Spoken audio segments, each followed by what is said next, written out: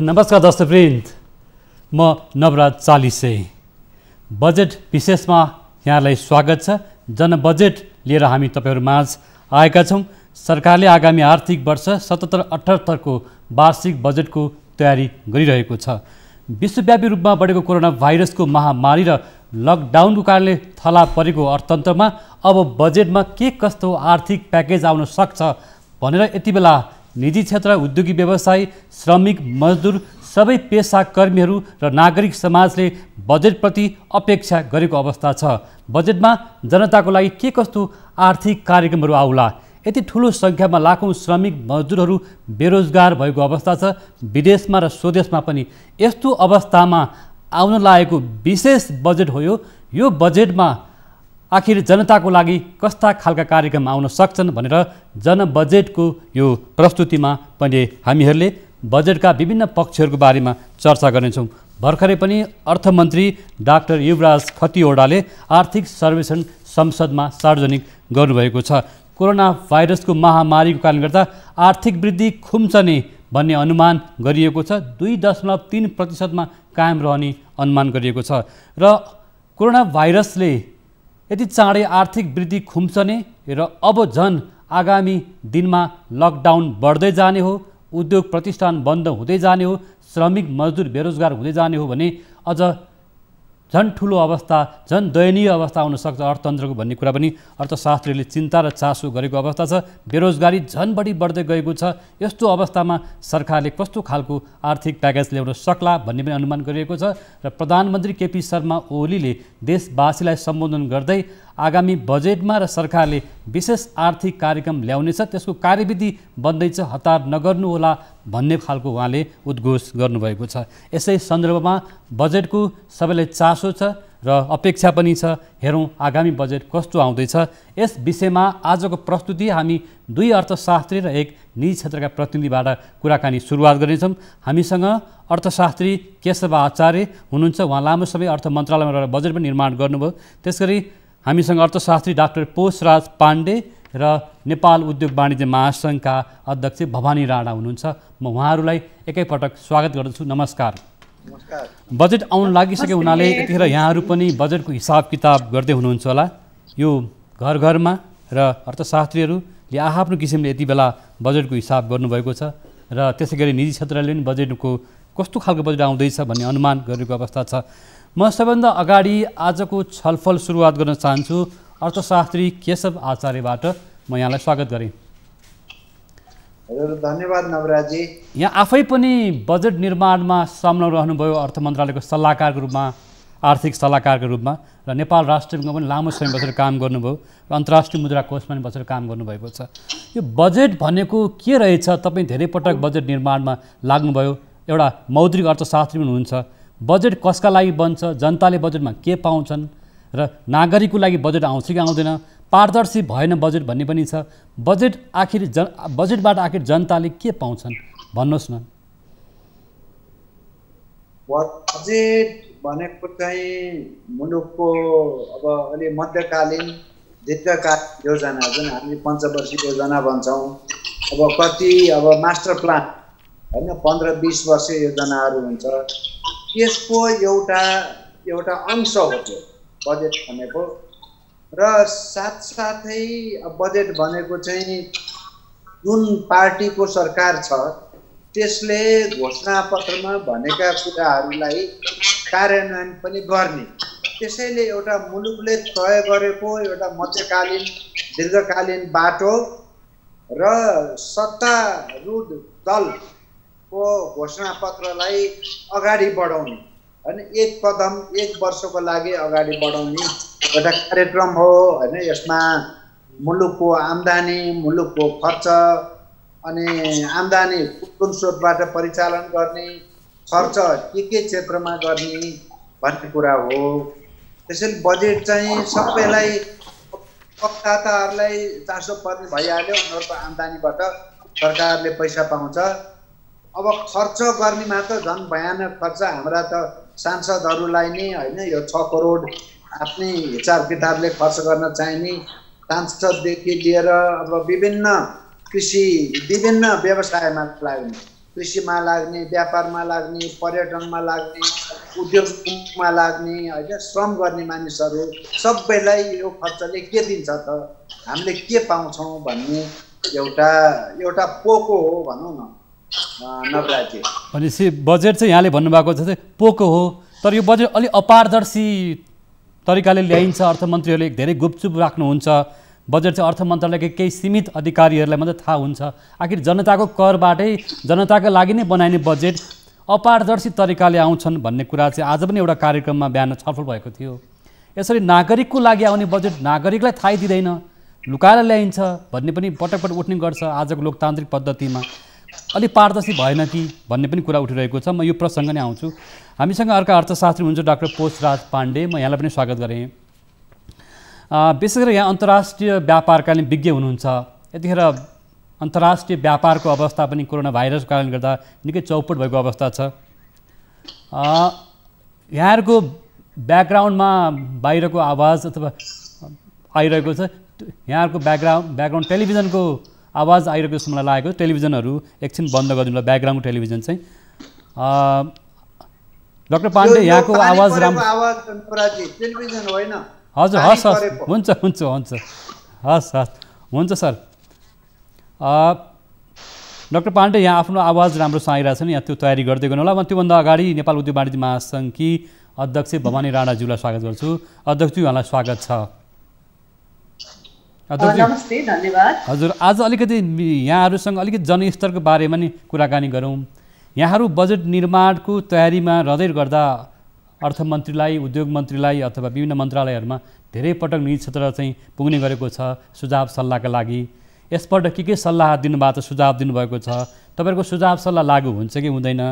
आखिर यति बेला जनता कोरोना भाइरसको महामारीमा परिरहेको अवस्था छ, उद्योग धन्दा प्रतिष्ठान बन्द छ, ब्याङ्क वित्तीय संस्थाको ब्याङ्कको ब्याज दर तिर्न नसकेको अवस्था छ भनेर तपाईँहरू उद्योग व्यवसायहरू भन्दै हुनुहुन्छ।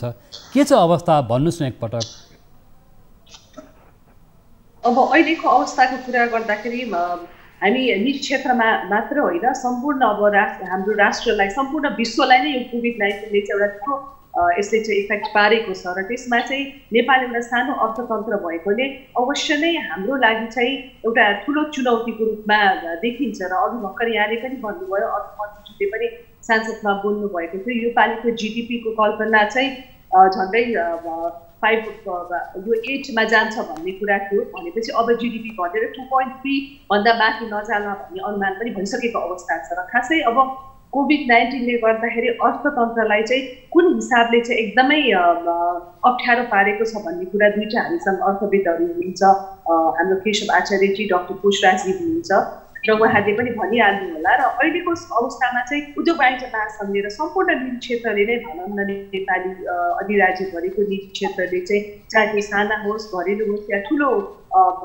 उद्योग र व्यवसाय हो, हामीले चाहिँ एउटा मात्रै कल्पना गरेको छौँ। अहिलेको यो चाहिँ बजेट भनेको चाहिँ कोभिड-19लाई चाहिँ प्राथमिकता दिएर विशेष बजेट आउनुपर्छ, जसले गर्दा नागरिकको लागि, श्रमिकको लागि, उद्योग व्यवसायको लागि चाहिँ एउटा स्पेसल बजेट आउँछ। र खास गरी उद्योग वाणिज्य महासङ्घले चाहिँ हामीले अवश्य नै यहाँले भन्नुभएको जस्तो माननीय अर्थमन्त्रीज्यू, सचिवज्यूलाई आफ्नो सुझावहरू दिइसकेको अवस्था छ। र त्यो सुझावमा चाहिँ हामीले 3टा कुराहरू, एउटा अर्थतन्त्रलाई कसरी पुनः उत्थान गर्ने, अहिलेको अर्थतन्त्रलाई भन्ने कुरामा, एउटा चाहिँ परनिर्भरतालाई कसरी घटाउन सकिन्छ, हाम्रो इम्पोर्टलाई भन्ने कुरा, अर्को चाहिँ रोजगारीका अवसरहरू सृजना गर्ने किसिमको र स्वपुँजी निर्माणमा जोड दिनुपर्ने किसिमको बजेटलाई चाहिँ हामीले चाहिँ त्यो किसिमले हाम्रो बजेटलाई अगाडि बढाएको छौँ। र अर्थतन्त्रलाई चाहिँ अब पुनरुत्थान गर्नुपर्ने र अहिलेको अर्थतन्त्रलाई चाहिँ हामीले पानीमा डुब्न दिनु भएन, एटलिस्ट यसलाई चाहिँ सस्टेन हुन दिनु पर्यो, सर्भाइभ हुन दिनु पर्यो भनेर हामीले त्यस्तो किसिमको चाहिँ बजेटको लागि चाहिँ उहाँहरूलाई विभिन्न क्षेत्रमा, उत्पादन क्षेत्रमा,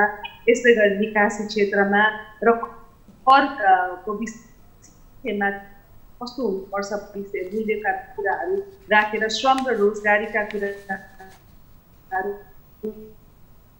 ऊर्जा,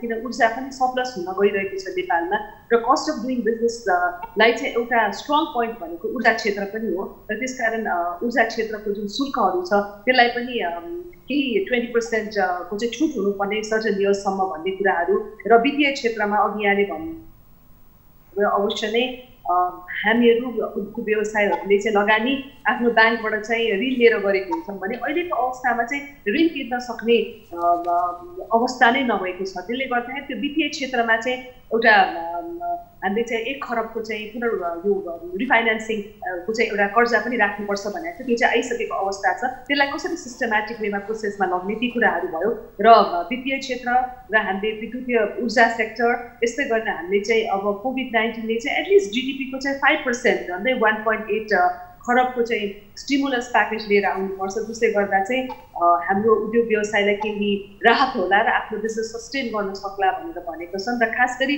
पर्यटन उद्योग जुन चाहिँ अब लकडाउन खुल्दाखेरि पनि झन्डै अब 1-2 वर्ष नै लाग्छ होला त्यसलाई अगाडि बढ्नको लागि, त्यसलाई विशेष उद्योगको रूपमा हेर्नुपर्ने एन्टरटेनमेन्ट सेक्टरदेखि लिएर जुनलाई एकदमै डाइरेक्ट रूपमा प्रभाव परेर अलि लामो समयसम्म जान सक्छ त्यसलाई एउटा स्पेसल रूपमा हेरिदिनु पर्ने र अरू उद्योगहरूलाई पनि सँगसँगै चाहिँ हामीले कस्ता किसिमका चाहिँ सहुलियत दिनुपर्ने त्यो किसिमको चाहिँ प्याकेज आउनुपर्छ भनेर हाम्रो राय सुझाव चाहिँ दिइसकेको अवस्था छौँ र हामीले अवश्य नै हाम्रो विज्ञहरूसँग पनि सल्लाहहरू लिएर गएका छौँ र नेपालको अर्थतन्त्रको साइज हेरेर नै हामीले आफ्ना सुझावहरू दिएको कुरा पनि म यहाँ राख्न चाहन्छु। हजुर अध्यक्षज्यू, यहाँले स्टिमुलेसन प्याकेज विशेष राहतको आर्थिक कार्यक्रम ल्याउनुपर्छ भन्नुभयो। अघि भर्खर पनि केशव सरले भन्दै हुनुहुन्थ्यो अब सांसद विकास कोषको कार्यक्रमलाई नै बजेट बाँड्नु नै छ, विभिन्न समितिहरूमा खर्च गर्नै छ, भत्ताहरू बाँड्नु पर्ने नै छ। जे भने पनि बजेट बनाउने अर्थशास्त्री अथवा अर्थमन्त्री अथवा अर्थ मन्त्रालयका सचिवलाई कति दबाब पर्दो रहेछ भन्ने कुरा चाहिँ यो विषयमा म केशव सरलाई जोड्न चाहन्छु। जस्तो निजी क्षेत्रले विशेष आर्थिक प्याकेज ल्याउन सरकारले ढिला गर्यो भनिरहेको छ। हामी लकडाउन भएको नि 2 महिना बितिसकेको छ। यतिखेर कोरोना भाइरसको कारणले गर्दा जनजीवन निकै प्रभावित भएको अवस्था छ। यतिखेर भोकमरीको समस्या बढ्ने अवस्था देखिएको छ। रोगभन्दा नि भोक ठुलो समस्या बन्दैछ। बेरोजगारी एकदमै भयावह रूपमा देखिएको छ। यस्तो अवस्थामा तपाईँले भित्र बजेट पनि बनाइसक्नु भएको हुनाले वास्तवमा बजेट चाहिँ राजनीतिक भागबण्डामै बढी केन्द्रित हुन खोजेको देखिन्छ।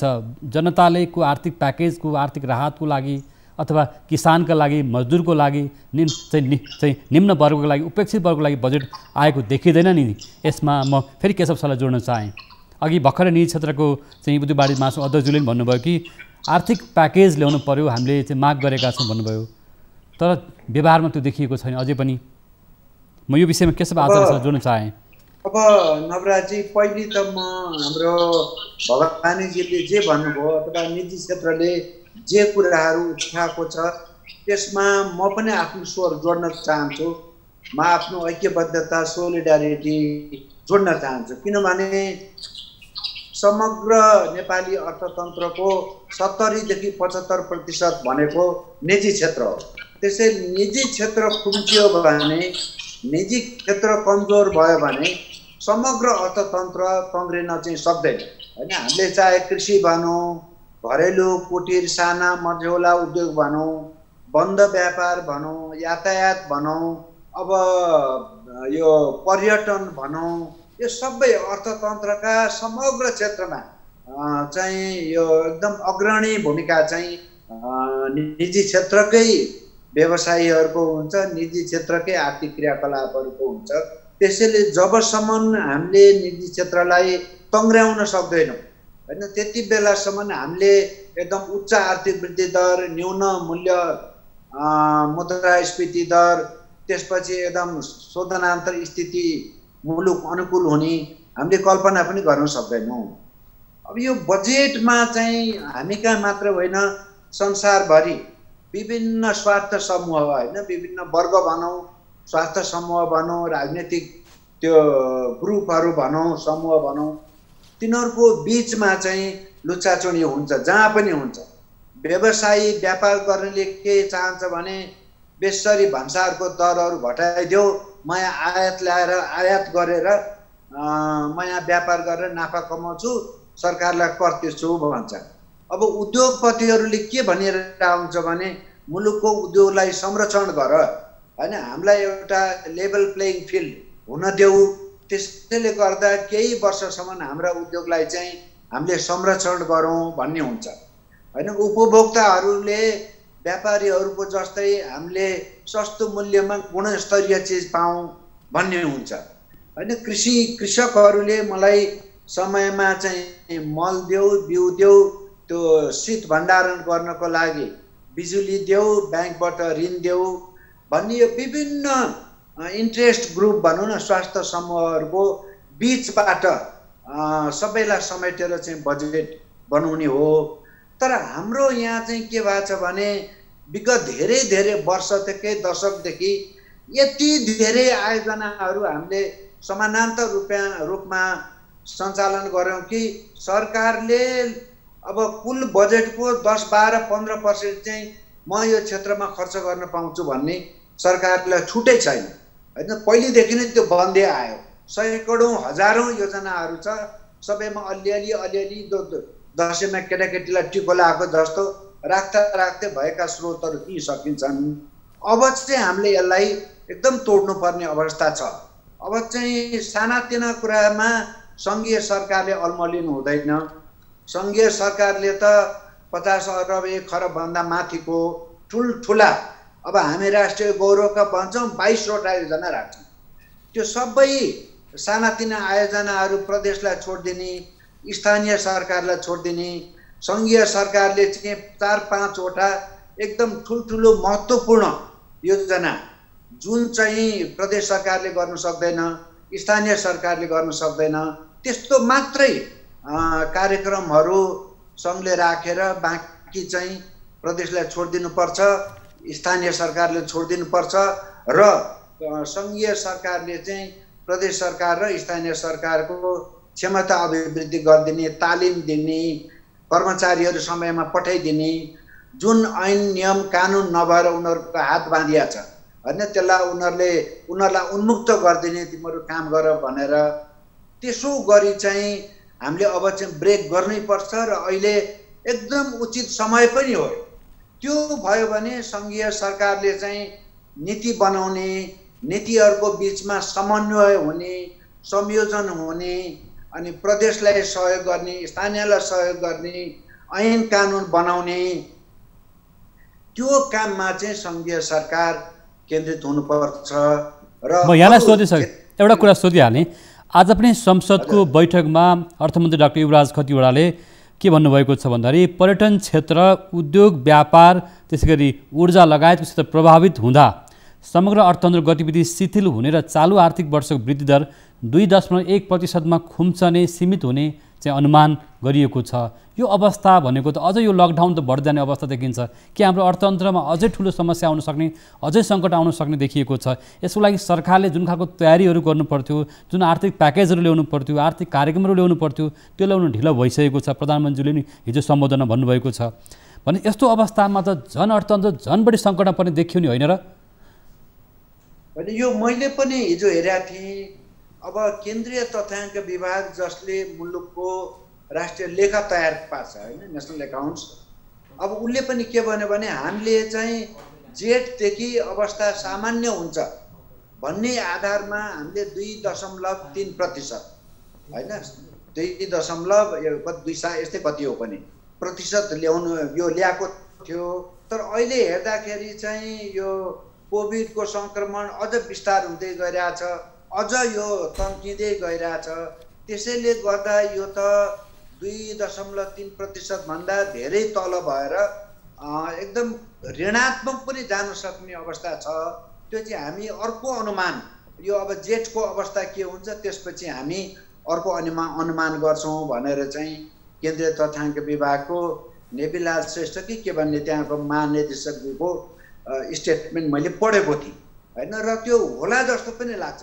किनभने केन्द्रीय तथ्याङ्क विभागको देशका धेरै ठाउँमा उसका कार्यालयहरू छन्, उसका तथ्याङ्कविदहरू छन्, उनीहरूले तथ्याङ्कहरू सङ्कलन गरिरहेका हुन्छन्। त्यो आधारमा चाहिँ अहिले हेर्दाखेरि त यो 2.3% पनि एकदम महत्त्वाकाङ्क्षी जस्तो देखियो। र यो नेपालको यो अर्थव्यवस्थालाई मात्र होइन, समग्र यो नेपालको आर्थिक, सामाजिक, राजनीतिक प्रणालीलाई एकदमै ठुलो चुनौतीको वर्ष भएर आएको छ यो वर्ष। त्यसैले सरकारले अब धेरै महत्त्वाकाङ्क्षी नभइकन होइन, आफूले जे गर्न सक्ने काम हो त्यति मात्रै गरेर त्यतिको आकारको बजेट अहिले ल्याउनुपर्छ र अहिले एकदम हामी चाहिँ 2 अङ्कको आर्थिक वृद्धि गर्छौँ, मुद्रास्फीतिलाई एकदम 2-3% झार्छौँ, यस्ता कुराहरू गर्ने बखत होइन यो।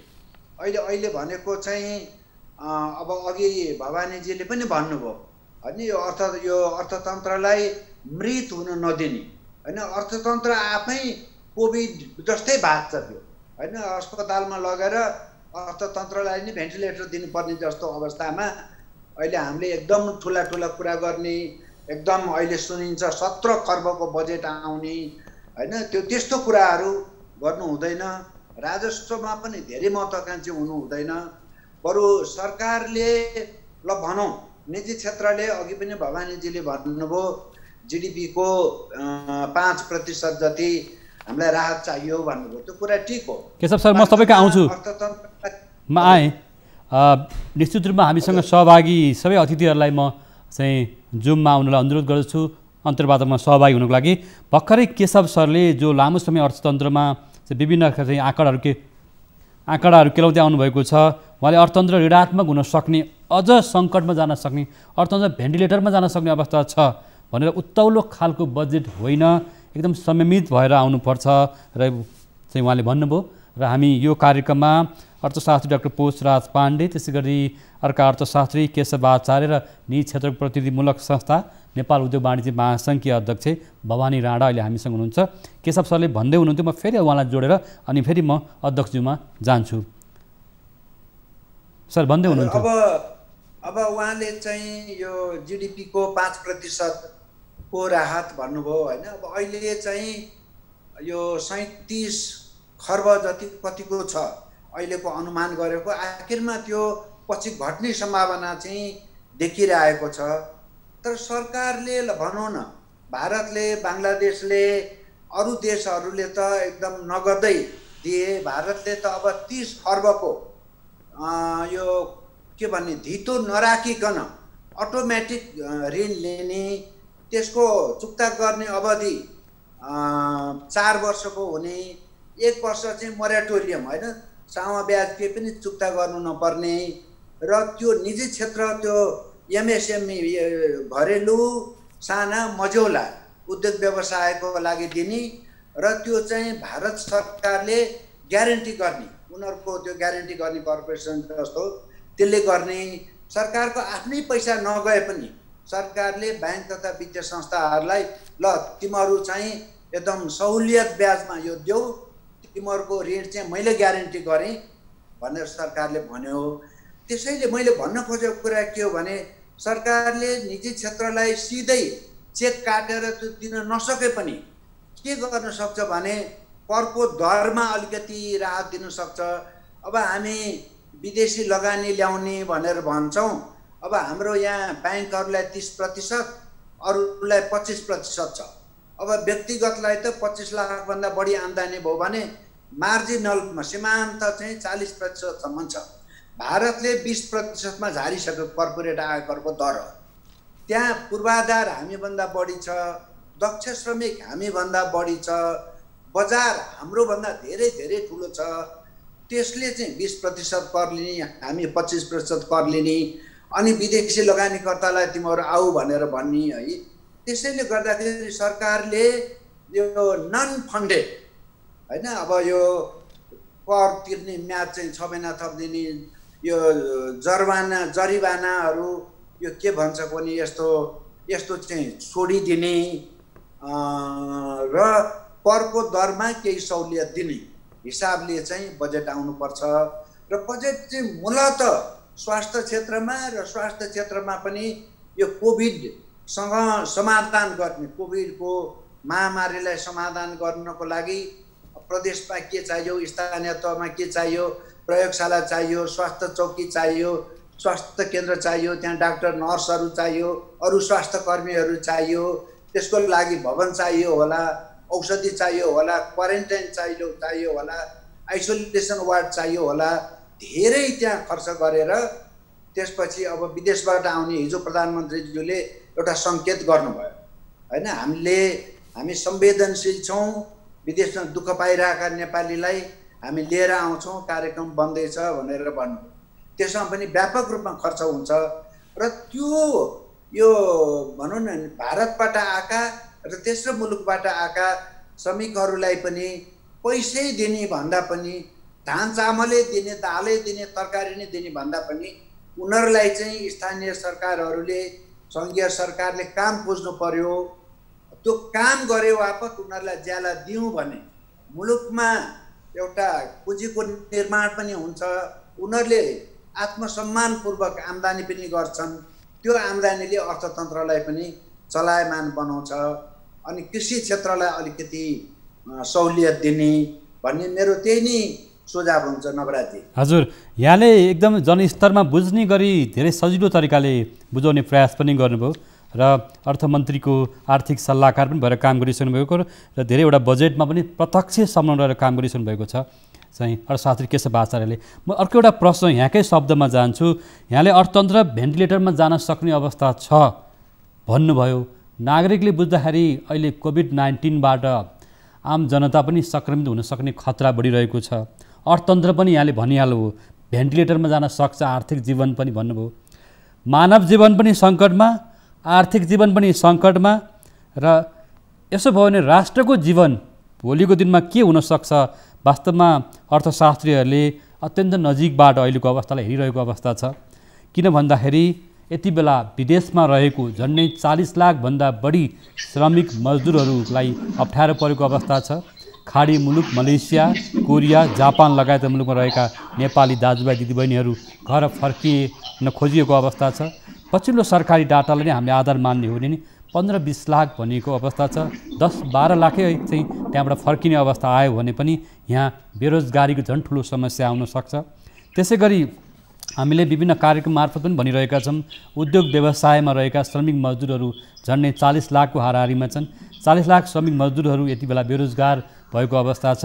2 महिनादेखि उद्योग प्रतिष्ठान, उद्योग व्यापारहरू सञ्चालन हुन सकेको अवस्था छैन र ब्याङ्क वित्तीय संस्थाको ब्याज चाहिँ बुझाउनु पर्ने अवस्था छ। यसको लागि पनि सहुलियतको प्याकेज ल्याउनु पर्ने हुने अवस्था छ। भोलिको दिनमा उद्योग प्रतिष्ठान कमजोर हुँदै जाँदा वित्तीय क्षेत्रमा पनि सङ्कट आउन सक्ने अनुमानहरू गरिएको छ ब्याङ्क वित्तीय क्षेत्रमा नि। त्यसको लागि नेपाल राष्ट्र ब्याङ्कले कस्तो खालको दूरगामी कार्यक्रम ल्याउँदैछ त भन्ने पनि एउटा प्रश्न उठिरहेको छ। कृषि क्षेत्र जहाँ चाहिँ कुल ग्राहस्थ उत्पादनको ठुलो हिस्सा रहेको छ, अहिले सबैजना घर फर्केर खेतीपातीमा लागेको पनि देखिन्छ। यसरी मौसमी खेती भन्दा पनि व्यावसायिक खेती गरेर एउटा कृषिलाई औद्योगिकरण, जसरी युरोपेली मुलुकहरूले एउटा दशकमा कृषिलाई औद्योगिकरण गरेर आफ्नो आर्थिक स्तरलाई माथि उठाएको हामीलाई थाहा छ। अब म डाक्टर पोषराज पाण्डेलाई नै जोड्न चाहेँ। डाक्टर पाण्डे, अलिकति अघि चाहिँ हाम्रो अर्थशास्त्री केशव आचार्यले धेरै कुरा बुझ्ने गरी बताउनु भएको छ। यहाँले अन्तर्राष्ट्रिय व्यापारलाई पनि जोड्नु भएको छ, बुझ्नु भएको छ र अहिले कोभिड-19ले, कोरोना भाइरसले अन्तर्राष्ट्रिय व्यापार र हाम्रा दाता मुलुकहरू पनि प्रभावित भएको अवस्था छ। चाहिँ विदेशी सहयोग अथवा भनौँ न ऋणको चाहिँ अवस्था के हुन्छ त्यो पनि बताउनु होला। अब चाहिँ आगामी बजेटमा तपाईँको सुझाव सल्लाह के छ त डाक्टर पाण्डे?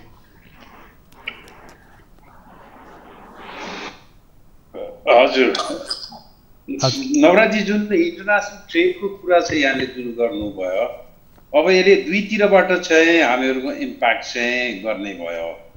एउटा त के भनेर भन्दा जुन हामीहरूले एक्सपोर्ट गर्ने अथवा इम्पोर्ट गर्ने इन्टरनेसनल ट्रेड नै अहिले WTO-कै भन्न ग्लोबल वर्ल्ड ट्रेड अर्गनाइजेसनकै प्रोजेक्ट्सलाई हेर्ने हो भनेदेखि अब यसले 12-13%देखि 30%सम्ममा इन्टरनेसनल ट्रेड चाहिँ ग्लोबल ट्रेड कम हुने भन्ने कुरा त्यसले देखाएको चाहिँ छ। अघि त्यसले गर्दाखेरि इन्टरनेसनल ट्रेड र मतलब एक्सटर्नल मार्केट भन्ने चाहिँ हामीहरूको अहिले त्यति अप्टिमिस्टिक हुन सक्ने स्थिति चाहिँ छैन। अनि अर्को कुरा के भनेर भन्दाखेरि अब अहिले अब कसरी चाहिँ इन्टरप्राइजहरूले पनि सोचिरहेको छ भनेर भन्दाखेरि दुईवटामा ट्रेड अफ गर्ने कुरा गरिरहेको छ। त्यो भने के भन्दा एउटा ग्लोबल इफिसियन्सी र अनि डोमेस्टिक रेजिलियन्स, ती दुईटामा हामी चुज गर्नुपर्ने स्थितिमा अहिलेको बेलामा हेर्ने हो भनेदेखि केही वस्तुहरूमा हामी डोमेस्टिक रेजिलियन्सलाई नै ज्यादा चाहिँ हामी प्रायोरिटी दिने र त्यो रिस्क नलिने चाहिँ सबैको ट्रेन्ड त्यो देखिया चाहिँ छ। त्यसले गर्दाखेरि इन्टरनेसनल ट्रेड चाहिँ अहिले हामीहरूको ग्लोबल ट्रेड कम हुने नै छ। अब त्यसले गर्दाखेरि ठुल्ठुला मुलुकहरू जस्तो US भनौँ, चाइना भनौँ या इन्डिया भनौँ, उनीहरूको डोमेस्टिक मार्केट चाहिँ उनीहरूको ठुलो चाहिँ छ। इन्टरनेसनल मार्केटमा उनीहरू पार्टिसिपेट नगरे पनि उनीहरूको इकोनोमी अगाडि नै जान चाहिँ सक्ने स्थिति चाहिँ छ भनेदेखि हामीहरूको जस्तो सानो मुलुकहरूले, सानो भनेको मतलब मार्केट के अरे साइज अफ इकोनोमी सानो भएका मुलुकहरूले अलिकति हामी केयरफुल्ली पोलिसी चाहिँ हामी कार्भ आउट गर्नुपर्ने स्थिति चाहिँ छ। अब इन्टरनेसनल ट्रेडमा मैले देखेको स्थिति यो।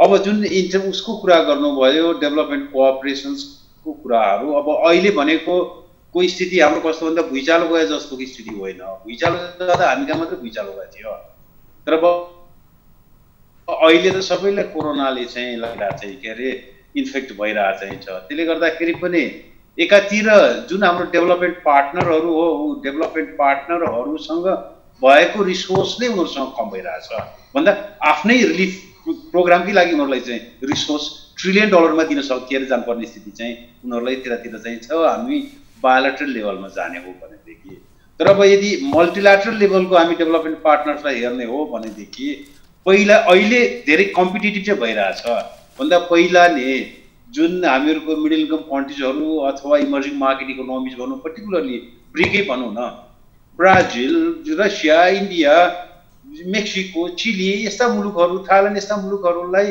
फरेन एसिस्टेन्स अथवा डेभलपमेन्ट कोअपरेसनको त्यति जरुरत चाहिँ हुँदैन थियो। तर अब अहिलेको स्थितिमा चाहिँ यी मुलुकहरूलाई पनि के अरे इन्टरनेसनल सपोर्ट चाहिँ चाहिने जरुरत चाहिँ भइरहेको छ। त्यसले गर्दाखेरि अहिले हामी कम्पिट गर्नुपर्ने स्थिति चाहिँ पहिला जति सहिलोसँग आउँथ्यो यी मुलुकहरूसँग थिएन, अहिले डिमान्ड भएको भएर अहिले हामी कम्पिट गर्नुपर्ने स्थिति चाहिँ छ। त्यसले गर्दाखेरि पनि त्यति इन्टरनेसनल सपोर्ट पनि मतलब डेभलपमेन्ट कोअपरेसन, फरेन एड ग्रान्ट्सको कुराहरू पनि त्यति अप्टिमिस्टिक चाहिँ छैन। बायोलेटरल लेभलबाट त्यति धेरै नहोला, तर मल्टिल्याटरल भनौँ अथवा रिजनल भनौँ, वर्ल्ड ब्याङ्कको कुरा गरौँ या इडिबीबाट भनौँ या आइएमएफ पनि केही कन्डिसनमा त्यताबाट चाहिँ केही हामी चाहिँ सब रिसोर्स चाहिँ भेट्न सकौँला हगे, नत्र भनेदेखि यो डेभलपमेन्ट कोअपरेसन पनि त्यतिर जाँदैन। अब अर्को रिसोर्स भनेको डाक्टर पाण्डे एउटा कुरा म जोड्न चाहेँ, जस्तो यहाँले पनि भन्नुभयो अन्तर्राष्ट्रिय निकायहरूले जस्तो विश्व चाहिँ ब्याङ्क होइन, वर्ल्ड ब्याङ्क, त्यसै गरी एसियाली विकास ब्याङ्क एडिबी, अन्तर्राष्ट्रिय मुद्रा कोष लगायतका सङ्घ संस्थाहरूले नेपालको आर्थिक वृद्धि दर, नेपालको अर्थतन्त्रमा फरक फरक अनुमानहरू गरेको देखियो। र आजै मात्रै पनि अर्थमन्त्री डाक्टर खतिवडाले चाहिँ अब हाम्रो यो चाहिँ पर्यटन, त्यसै उद्योग व्यापार, त्यसै गरी औद्योगिक क्षेत्र, जलस्रोत लगायत प्रभावित हुँदा हाम्रो आर्थिक वृद्धि दर चाहिँ चालु आर्थिक वर्षको 2.1% खुम्चने अनुमान गर्नुभयो। र भक्क पनि केशव सरले भन्नुभयो होइन त्योभन्दा नै भयावह अवस्था जान सक्छ, त्यो अझ महत्त्वाकाङ्क्षी हुनसक्छ भन्नुभयो। उहाँले नागरिकको जीवन पनि सङ्कटमा परेको छ र नागरिकको स्वास्थ्यसँगै अर्थतन्त्रको चाहिँ आर्थिक जीवन भनौँ न, आर्थिक जीवन पनि अर्थतन्त्र पनि ऋणात्मक हुने र चाहिँ भेन्टिलेटरमा जान सक्ने भन्नुभयो। अझ बुझ्ने गरी यो कुरालाई तपाईँ थप्नुहुन्छ कि भनेको डाक्टर पाण्डे? अब म यसरी चाहिँ प्रेजेन्ट चाहिँ गरौँ जुन त्यसमा अहिले अर्थमन्त्री म त हेर्नु पाएको छैन इकोनोमिक सर्वेमा के डेटा के राखेको चाहिँ छ, अथवा अहिले पार्लियामेन्टमा अर्थमन्त्रीज्यूले के अरे सब्मिट गर्नुभएको छ भन्ने त्यो मलाई थाहा भएन। तर यदि के अरे 2.2% अझै पोजिटिभ ग्रोथ, 2.3%, 2.8% को ग्रोथको कुरा चाहिँ भइरहेछ भनेदेखि यो मतलब पुरा नागरिकलाई चाहिँ गलत इन्फर्मेसन चाहिँ दिइराखेको चाहिँ छ है। त्यो म किन भन्छु भनेर भन्दाखेरि अहिले जुन चाहिँ इस्टिमेट सेन्ट्रल ब्युरो अफ स्ट्याटिस्टिक्सले ल्याएको चाहिँ थियो त्यो बेसिकल्ली 9 महिनाको डेटाबाट मात्रै ल्याएको चाहिँ थियो। यसको मतलब अर्थमन्त्रीले संसदमा गलत सूचना दिनुभयो भन्ने कुरा हो त यो? अब यहाँहरूले भन्नुभयो गलत भनेर भन्दाखेरि त्यो प्रोजेक्सन अब त्यहाँ कुन टर्म्स कन्डिसनमा उहाँले चाहिँ गर्नुभएको छ त्यो मलाई थाहा भएन। तर अझै पनि रिभाइज इस्टिमेट भनेर यदि 2.34% मा ग्रोथ हुन्छ भनेर भन्ने हो भनेदेखि त त्यो त गलत इन्फर्मेसन दिया हो। कारण के भनेर भन्दाखेरि यदि सेन्ट्रल ब्युरो अफ स्ट्याटिस्टिक्सले पनि के एजम्पसनमा त्यसले 2.3% को कुरा चाहिँ अथवा 2% ग्रोथको कुरा चाहिँ गरिरहेको थियो भन्दाखेरि जेटबाट हामीहरूको के अरे इकोनोमिक लाइफ चाहिँ नर्मल हुन्छ भन्ने कुरामा चाहिँ त्यो एजम्पसनमा चाहिँ उनले गरेको चाहिँ थियो। अझै त्यही पनि अघि अब त्यसले गर्दाखेरि अझै पनि त्यो रेटमा चाहिँ अलि मलाई चाहिँ म व्यक्तिगत मेरो अफ द कफ के अरे क्यालकुलेसन र व्यक्तिगत रूपमा भन्नुहुन्छ भनेदेखि नेपालको अर्थतन्त्र इकोनोमिक ग्रोथ अब नेगेटिभ जोनमा गइसक्यो। अब चाहिँ के अरे यो जेटबाट गइसकेका चाहिँ छ, अब कतिमा चाहिँ हुन्छ, 3% होला या 5% होला भन्ने कुरा, माइनस के अरे 3% या -5% भन्ने कुरा नि कतिसम्म हामी लकडाउनलाई हामी एक्सटेन्ड गर्छौँ र इकोनोमिक एक्टिभिटिजलाई कसरी हामी ओपन अप गर्छौँ त्यसले डिटरमाइन गर्ने हो। नत्र भनेदेखि आजको तारिखमा तपाईँ मलाई भन्नुहुन्छ भनेदेखि नेपालको इकोनोमी त्यो नेगेटिभ जोनमा गइसक्यो, हामीहरूको इकोनोमिक कन्ट्र्याक्सन भइसक्यो। डाक्टर पाण्डे, नेगेटिभ जोन भने दर्शकहरूले बुझ्ने गरी भन्नुहोस् कि हामी अझ बढी भोकमरीको समस्या, अझ बढी बेरोजगारी, अझ बढी चाहिँ यो भनौँ न हामीहरूको ग्रोथ अब नेगेटिभ ग्रोथ चाहिँ हुँदै चाहिँ छ भनेको यसको मतलब हामीहरूको ग्रोथ ऋणात्मक हुँदै चाहिँ छ। अब भनेको मतलब पोहोर साल जति हाम्रो गरास्त उत्पादन हामीहरूले जति भ्यालु एडिसन गरेका चाहिँ थियौँ अथवा गरास्त उत्पादन हामीहरूको जति चाहिँ थियो त्यो भन्दा कम चाहिँ हाम्रो यहाँहरूले यो वर्षमा हुँदै चाहिँ छ। स्थापित इकोनोमीको कन्ट्र्याक्सन भनेको त्यो अर्थ विश्लेषकहरूले अर्थशास्त्रीले भनिसकेको अवस्था के छ भने अबको अर्थतन्त्र ऋणात्मक हुन सक्ने, अर्थतन्त्र भेन्टिलेटरमा जान सक्ने भनिसकेपछि अथवा नेगेटिभ जोनमा हामी जाँदैछौँ भनेको डरलाग्दो अवस्थाको सङ्केत गर्नुभयो। यसको मतलब भोकमरी अझ बढ्दैछ, बेरोजगारी अझ बढ्दैछ र उद्योग धन्दा प्रतिष्ठानहरू अझ चल्न नसक्ने अवस्था हुन सक्छन् भन्ने अनुमानहरू यहाँको हुनसक्छ। यो विषयमा निजी क्षेत्रको प्रतिनिधिमूलक संस्था नेपाल उद्योग वाणिज्य महासङ्घका अध्यक्ष भवानी राणालाई फेरि पनि जोड्न चाहन्छु। अध्यक्षज्यू, यहाँलाई फेरि स्वागत गरेँ मैले। यहाँ दुई अर्थशास्त्रीहरूले भनिसक्नु भएको छ कि अर्थतन्त्र चाहिँ अझ बढी चाहिँ कमजोर अवस्थामा, दयनीय अवस्थामा, ऋणात्मक हुन सक्ने अवस्था छ भनेपछि अब निजी क्षेत्रलाई पनि एउटा ठुलो चुनौती आइरहेको छ। तपाईँहरूलाई पनि उद्योग व्यापार चलाउनु पर्ने अवस्था छ, श्रमिक मजदुरहरूलाई चाहिँ तपाईँहरूले रोजगारी दिइरहेको अवस्था छ भनेपछि अब के गर्नुहुन्छ निजी क्षेत्रले? निजी क्षेत्रको आफ्नो तयारी के छ यस्तो बेलामा? अध्यक्षज्यू हामीलाई सुन्दै हुनुहुन्छ? यहाँको चाहिँ हजुर अडियो अझ चाहिँ स्पष्ट आइरहेको छैन। भवानी राणा म्याम, हजुर भवानी म्यामको अडियो अझ प्रष्ट भइरहेको छैन। हजुर हजुर भन्नुहोस्। हजुर तपाईको भोइस सुनिरहेको छैन। हजुर यहाँको अडियोमा अझ राम्रोसँग आइरहेको छैन, हामीले यहाँलाई सुनिराखेका छौँ, यहाँले चाहिँ सुन्नु भएन। ठिक छ, मैले फेरि अर्को प्रश्न दोहोऱ्याएँ तपाईँलाई। अब निजी क्षेत्रको तयारी के छ? जस्तो यहाँहरू जस्तो सङ्घ संस्थाहरू, प्रतिनिधिमूलक संस्थाहरूले कसरी काम गर्दै हुनुहुन्छ? यस्तो अवस्था अर्थतन्त्रको चाहिँ भयावह तस्बिर दुई अर्थशास्त्रीहरूले अनुमान गरिसक्नु भएको अवस्था छ। मैले यहाँलाई जोड्न चाहेँ। यहाँले सुन्दै हुनुहुन्छ हामीलाई? बल्ल सुने मैले। अबको अर्थतन्त्रको लागि निजी क्षेत्रले कस्तो खालको तयारी गरिरहेको छ? दुई अर्थशास्त्रीहरूले आज पनि अनुमान गर्नुभयो कि अबको अर्थतन्त्र ऋणात्मक हुन सक्छ, अर्थतन्त्र नेगेटिभ जोनमा जान सक्छ, अझ कमजोर अवस्था आउन सक्छ, अझ दुःख पाउने अवस्था हाम्रो छ। लकडाउन बढ्दैछ, कोरोनाको सङ्क्रमण बढ्दैछ, दुःख पाउने दिन अझ आउँदैछ, सरकारले विशेष कार्यक्रम ल्याउन सकेन भने नागरिकले दुःख पाउने अवस्था छ भनिरहँदाखेरि निजी क्षेत्रको तयारी चाहिँ के छ भन्न खोजेको मैले यहाँलाई। अवश्य नै अहिले जुन दुईजना अर्थविज्ञहरूले कुराहरू राख्नुभयो, अघि केशवजीले चाहिँ कस्तो हुनु पर्ला, कस्तो करका विषयदेखि लिएर छुटका विषयदेखि उद्योग व्यवसायलाई चाहिँ सन्देश दिने कुराहरू राख्नुभयो भने डाक्टर पोषराजजीले जुन अहिले राख्नुभएको छ, जस्तै उहाँले इन्टरनेसनली पनि कस्तो सिनारियो छ त कोभिड-19ले भन्ने कुरा र प्लस त्यसको चाहिँ इफेक्ट नेपालमा के हुन्छ भन्ने कुरा, जस्तै उहाँले भन्नुभयो एक्सपोर्टका कुरामा कम्पिटिसन्सहरू बढ्दै जाने कुराहरू र अहिले जुन 2.3 को जुन जिडिपीको ग्रोथ देखाएको छ त्यो पनि अहिलेसम्मको मात्रै हो। तर यसपछि पनि लकडाउन त कायमै छ नि। फेरि अहिले कस्तो छ भने एकातिर लकडाउन छ, एकातिर उद्योग खोल भनेको छ। त्यसले गर्दाखेरि चाहिँ उद्योग खोलेर लकडाउन एकैतिर जान कति सम्भव होला भन्ने कुरामा चाहिँ हामी अनुमान पनि गर्न यो कुरा कसरी अनुमान गर्ने, किनभने धेरै अप्ठ्याराहरू अहिले पनि उद्योग व्यवसायहरूलाई चाहिँ आफ्नो उद्योगहरू खोल्नको लागि रहिरहेको छ। र यसपछि जुन एउटा माइनसमा जाने जुन उहाँले देखाउनु भयो, अवश्य नै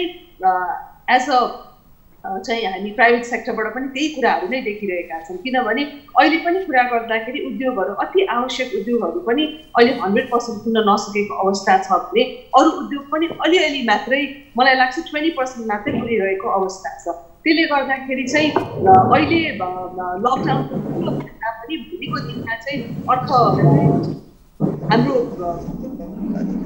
हाम्रो जुन एउटा उद्योग व्यवसायहरू चाहिँ त्यस्तो पस्ट्याउने हामी देखिरहेका छैनौँ। क्षेत्रगत कुरा गर्दाखेरि त पर्यटन उद्योग त अहिले लकडाउन खुले पनि मलाई लाग्छ अनदर 2 इयर्स नभइकन यो अगाडि बढ्दैन। इन्टरटेनमेन्ट सेक्टर त्यस्तै लेखेर अर्को एक्सपोर्ट क्षेत्र कृषि क्षेत्रहरू छ होइन। त्यसले गर्दाखेरि अहिलेको बजेटलाई मैले अघि भनेको जस्तो कोभिड-19लाई चाहिँ एउटा विशेष किसिमको बजेट हुनुपर्छ र विशेष प्याकेज लिएर आउनुपर्छ र हामीले उद्योग वाणिज्य महासङ्घले पनि देशको अर्थतन्त्रको साइजै हेरेर चाहिँ हाम्रो मागहरू राखेका छौँ। जसले गर्दा नेपाल सरकारलाई पनि अप्ठ्यारो नपर्ने, श्रमिकहरूलाई पनि अप्ठ्यारो नपर्ने र उद्योग व्यवसायलाई पनि अप्ठ्यारो नपर्ने त्यस्तो किसिमको कुराहरू यदि ल्याउन सक्यो यो अहिलेको सरकारले चाहिँ दिल खोलेर बजेटमा चाहिँ निजी क्षेत्रलाई चाहिँ लिएर आउनुपर्छ जस्तो लाग्छ। हामीले दिएका जस्तै उत्पादनमूलक उद्योगका कुराहरू गरेका छौँ र उद्योगहरूलाई पुनरुत्थान गर्न मैले अघि नै भने हामी डुब्न नदिउँ, हामी कसरी सस्टेन र सर्भाइभ गर्नेतिर मात्रै जाने तर्फको चाहिँ बजेट आयो भने चाहिँ आउने दिनहरूमा चाहिँ केही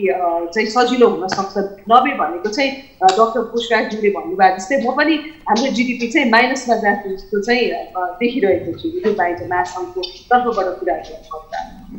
एउटा चिन्ताको कुरा आइसकेको छ कि अर्थतन्त्र ऋणात्मक हुन सक्ने अवस्था छ, त्यो अनुमान निजी क्षेत्रको पनि रहेको छ भन्ने कुरा आएको छ। म फेरि केशव सरलाई जोड्न चाहन्छु। वास्तवमा यति बेला अर्थतन्त्र अत्यन्तै सङ्कटमा रहन सक्ने, आर्थिक जीवन झन् बढी प्रभावित हुन सक्ने, लकडाउन अझ लम्बेर जान सक्ने भन्ने कुरा यहाँले गरिरहनु भएको छ सबैजनाले। अब यस्तो अवस्थामा आगामी बजेटमा नागरिकको जीवन अथवा आर्थिक जीवनलाई सुरक्षित राख्नको लागि कस्तो खालको कार्यक्रम ल्याउनु पर्ला अथवा के गर्नु पर्ला? जस्तो भनौँ न वामपन्थी पार्टीको सरकार छ, यति बेला भर्खरै दिल खोलेर निजी क्षेत्रको विकासको लागि अथवा आर्थिक जीवनका लागि बजेट ल्याउनु पर्छ भनिरहनु भएको अवस्था छ। यो अवस्थामा यहाँको सुझाव के छ? म फेरि केशव सरलाई जोड्न चाहेँ। अब हेर्नुहोस् है, अब आर्थिक वृद्धि दर न्यून हुनु अथवा ऋणात्मक हुनु भनेको तपाईँको करको आधार चाहिँ घट्नु होइन। हाम्रो चाहिँ अब अहिलेसम्म सरदर हाम्रो जुन कुल राष्ट्रिय आम्दानी हो त्यसको 1/4 जति 25% जति हामीले कर उठाइरहेछ र यो चाहिँ वास्तवमा नेपालमा यो गौरव गर्ने विषय पनि हो। मलाई लाग्छ भारत, पाकिस्तान, बङ्गलादेशको कुरा छोडिदिउँ, श्रीलङ्काको भन्दा हाम्रो माथि होला जिडिपीको तुलनामा करको दरहरू। भनेपछि अब तपाईँको जिडिपी नै कुम्चिने भएपछि जिडिपीको आकारै घट्ने अथवा बढे पनि एकदम थोरै सीमान्त रूपमा बढ्ने भयो भने सरकारले धेरै राजस्व उठाउन सक्दैन। अब अरू के हो त भन्दाखेरि अघि हाम्रो पोषराजजीले भन्नुभयो अब अहिले यो बहुपक्षीय मुलुकहरूले दिने सहयोगमा पनि एकदम प्रतिस्पर्धा छ होइन। भारत हामीलाई सहयोग गर्ने मुलुक हो, उनी अब कोभिडको महामारीमा परिरहेछ होइन। त्यस्तै उज्बेकिस्तानलाई चाहियो होला, अघि उहाँले ब्राजिलहरू सबैको कुरा गर्नुभयो। त्यसैले त्यहाँ पनि अब विश्व ब्याङ्क, एसियाली विकास ब्याङ्कले पनि पहिले जस्तो हामीलाई मात्र दिने भन्ने कुरा चाहिँ अब रहँदैन। भनेपछि अब यो आन्तरिक ऋण उठाउने भन्ने कुरा बाँकी रह्यो, घाटा बजेट भन्ने, त्यो पनि हाम्रो ऐनहरूले जिडिपीको 5% भन्दा बढी उठाउन पाउँदैन भनेर भनेको अवस्था छ। अघि त्यसले गर्दाखेरि चाहिँ अब हामीले धेरै ठुलो आकारको बजेट नल्याउने, राजस्वको पनि धेरै महत्त्वाकांक्षी चाहिँ नराख्ने, सकेसम्म करका दरहरू घटाइदिने र अर्थनीति। हजुर भन्नुहोस्। म फेरि डाक्टर पुष्पराज पाण्डेलाई जोड्न चाहन्छु। यो अवस्थामा यदि विदेशी सहयोगदाताहरूको सहयोग पनि आउन नसक्ने, ऋण सहायता पनि नआउने र छिमेकी मुलुकहरूबाट आउने सहयोग पनि आउन नसक्ने अवस्था रह्यो भने यहाँले जसको जुन अनुमान गर्नुभएको छ विदेशमा पनि ठुलो सङ्ख्यामा नेपाली दाजुभाइ दिदीबहिनीहरू जुन खाडी मुलुक, मलेसिया, कोरिया, जापान लगायत अन्य मुलुकहरूमा पनि अहिले बेरोजगार हुने अवस्था छ, कम्पनीहरू बन्द हुने अवस्था छ। विशेष गरी पर्यटकीय क्षेत्र अथवा भनौँ एयरलाइन्सहरू, होटलहरू बन्द भएको अवस्था छ। हामी कतारबाट अथवा खाडीका विभिन्न मुलुकहरूबाट पनि खबरहरू थाहा पाइरहेका छौँ, जानकारी लिइरहेका छौँ। अहिले त्यस्ता पर्यटन क्षेत्रसँग सम्बन्धित उद्योग प्रतिष्ठानहरू बन्द हुने, एयरलाइन्सहरू बन्द भइरहेको अवस्था छ। यति लामो समयसम्म बन्द हुँदा त्यो प्रभावित हुन्छ त्यो क्षेत्रमा रहेका, र कन्स्ट्रक्सन क्षेत्र अथवा निर्माण क्षेत्र पनि प्रभावित भएको अवस्था छ।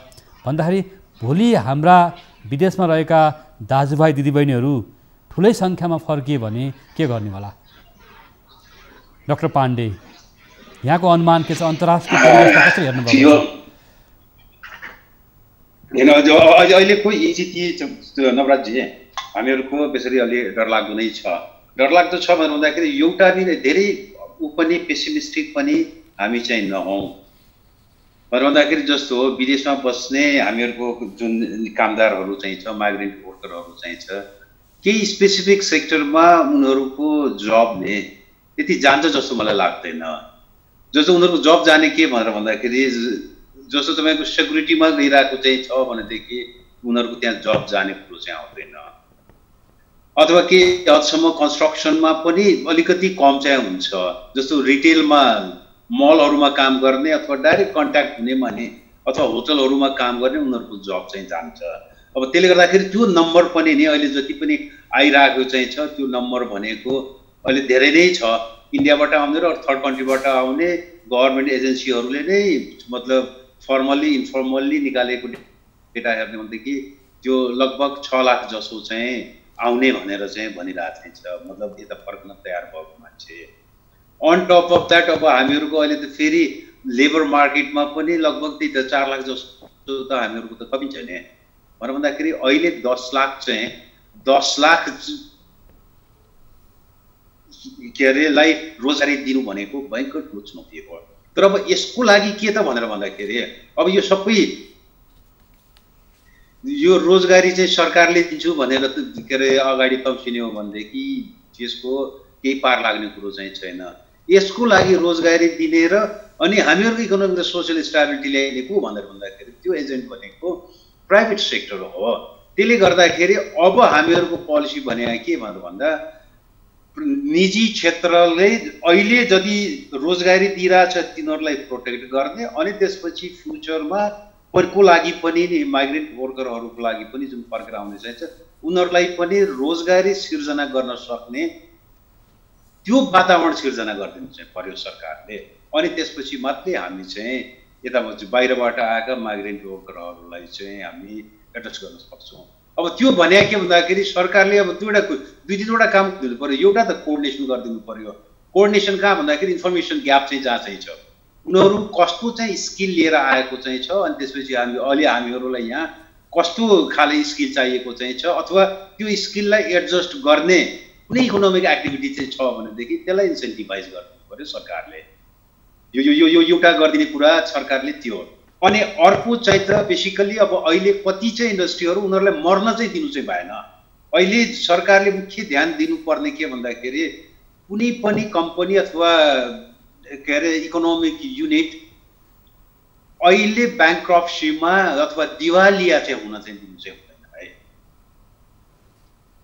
हजुर, त्यो भनेको हामीले अहिले त्यो दिवालिया दिनु भनेको हामीहरूको जुन चाहिँ एसेट्स हुने मतलब त्यो सोसियल एसेट्स पनि भनौँ इकोनोमिक एसेट्स त्यसलाई हामी डिस्ट्रोय गरेका चाहिँ हुन्छौँ। त्यो लेभलको एउटा कुनै इकोनोमिक युनिट अथवा कम्पनी इस्टाब्लिस गर्नु पर्यो भनेदेखि त्यो अहिले यदि दिवालियामा जानलाई छोडिदिने हो भनेदेखि त्यो एटलिस्ट मतलब 4-5 वर्षको त्यहाँ मेहनत चाहिँ लाग्छ यतिको कम्पनी चाहिँ हामी अगाडि ल्याउनलाई। त्यसले गर्दाखेरि सरकारले अहिले चाहिँ गरिदिनु पर्ने काम के अरे के भनेर भन्दा कुनै पनि कम्पनी चाहिँ टाट नउल्ट्योस् है, ब्याङ्क्रप्ट के पनि नहोस् भने त्यहाँतिर चाहिँ गइदिनु चाहिँ पर्यो। अब नत्र भनेदेखि यतातिर प्राइभेट सेक्टरसँग अनि अहिले त अब कोअपरेटिभको कुरा पनि हामी गरिरहेछौँ, त्योसँग हातमा हात गरेर यदि चाहिँ नजाने हो भनेदेखि अब माइग्रेन्ट वर्कर अनि यहाँ केही पनि हामीहरूको जुन नयाँ जब सिकरहरू चाहिँ छ उनीहरूलाई एडजस्ट गर्न सकेनौँ भनेदेखि त यसले पोलिटिकल स्टेबिलिटी र सोसियल स्टेबिलिटीसँग यसले चाहिँ इम्प्याक्ट चाहिँ पार्न चाहिँ सक्छ। त्यसले गर्दाखेरि अहिले हामी एकदमै सोच विचार गरेर के अरे यो आर्थिक नीति तय गर्ने अथवा बजेट ल्याउने काम चाहिँ गर्नुपर्छ भन्ने चाहिँ त्यो पक्षमा म छु। हजुर, हामी छलफलमा हुनुहुन्छ यतिखेर उद्योग वाणिज्य महासङ्घकी अध्यक्ष भवन राणा। अब स्वास्थ्य मन्त्रालयको पत्रकार सम्मेलन पनि आउन आँटिसकेको छ। त्योभन्दा अगाडि म यहाँलाई जोड्न चाहन्छु, निजी क्षेत्रको अवस्था अत्यन्तै यो बेला चाहिँ चुनौतीपूर्ण छ होइन भनिरहँदाखेरि अब हामी 1, 2, 3मा के गर्ने त? अब अर्थशास्त्रीले भनिराख्नु भएको छ कि अर्थतन्त्र चाहिँ ऋणात्मक हुनसक्छ, अझ कमजोर अवस्था जान सक्छ अब हामी यति नै खेला चाहिँ यहाँले थोरै केही भनेर हामी स्वास्थ्य मन्त्रालयको चाहिँ पत्रकार सम्मेलन जोड्न चाहन्छौँ। भवानी राणाज्यू। Thank you. डाक्टर पोषराजजीले अहिले जुन कुरा राख्नु भएको छ, जस्तै श्रमिकको समस्या भन्नुभयो, बेरोजगारीको समस्या अहिले हामीले एकदमै एउटा ठुलो समस्याको रूपमा देखिरहेको छ। त्यसले गर्दा जब देशमा अर्थतन्त्र चलायमान हुँदैन, त्यसले गर्दा चाहिँ अरू सोसल प्रब्लम्सहरू पनि यसले चाहिँ निम्ताउँछ भन्ने कुरामा चाहिँ एकदमै सरकारले यसमा ध्यान दिनुपर्छ। र अहिलेको अवस्थामा चाहिँ उद्योग व्यवसायले आफ्नो नाफा कति हुन्छ भनेर सोच्ने कुरामा हामी त्यसतर्फ गएको पनि छैनौँ। र अहिलेको अवस्था भनेको भएको उद्योगलाई कसरी हामी सस्टेन र कसरी बचाएर अगाडि बढाउने भन्ने, निरन्तरता दिने भन्ने कुरालाई मात्रै हामीले त्यस्ता किसिमको प्याकेजको बारेमा चाहिँ नेपाल सरकारसँग आग्रह गरेको छौँ। र यति मात्रै भन्न चाहन्छु, हामीले खुल्ला दिलले चाहिँ अब चाहिँ नेपाल सरकारले चाहिँ यस क्षेत्रलाई चाहिँ प्याकेज ल्याउनुपर्छ, जसले गर्दा रोजगारी पनि अभिवृद्धि हुन्छ र रोजगारीको निरन्तरता हुन्छ। यहाँले जुन समय दिनुभयो, आजको छलफलमा हामीसँग हुनुहुन्थ्यो अर्थशास्त्री केशव आचार्य, डाक्टर पोषराज पाण्डे र नेपाल उद्योग वाणिज्य महासङ्घकी अध्यक्ष भवानी राणा।